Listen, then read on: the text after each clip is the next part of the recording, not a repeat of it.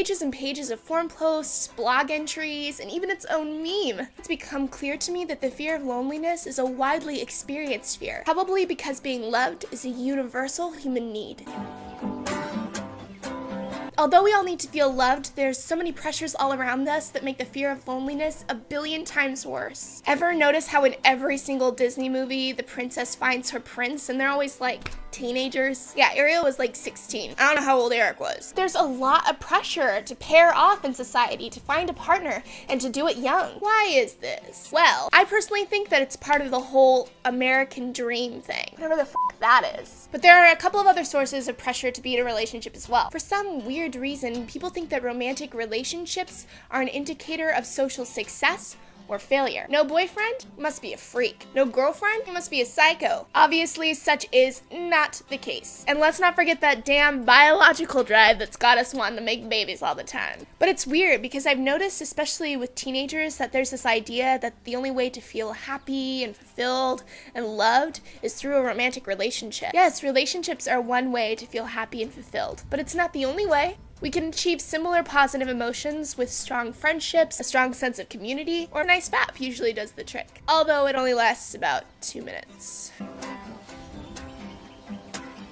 So how do people deal with this fear of being lonely or abandoned? Well, here are some of the ways. One way some people deal with being lonely is by forming relationships, but then rejecting them as soon as they feel like they might be rejected themselves. As soon as they feel threatened or insecure, they end it. Another way people deal with that fear is by clinging on and becoming really, really dependent. These are the minute-by-minute texters. The always gotta hold your handers. The ones who ask, do you mind if I sleep on your floor tonight because I really can't stand to be apart from you? And then the other person feels like they can't breathe.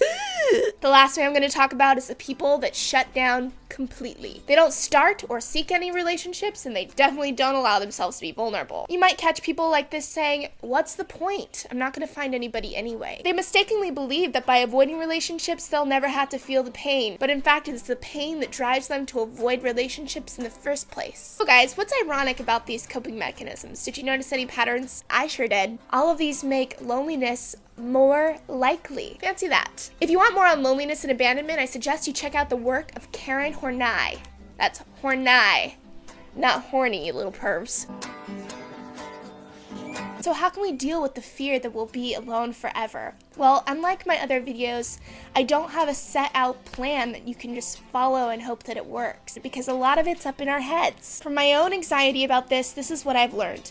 Most of you that email me about this are pretty young, and a lot of your anxiety is probably just feeling undue pressure from all around you. Being in a relationship isn't going to solve all your problems, and being in a relationship is not a measure of your self-worth. If you're really worried that you'll never find someone, remember, there are 7 billion people on this planet. The likelihood of you actually being alone forever is very, very low. It doesn't hurt to actually get out there and try to make an effort. But alas, this requires patience. These things can take years. Like strippers and man candy, meaningful relationships don't just fall into your lap by throwing down a little money, although I really, really wish that they did. Well, that's all for this week, everyone. If you like my videos, please subscribe. I love you all, and I'll see you all with a new video next week. Peace be everyone.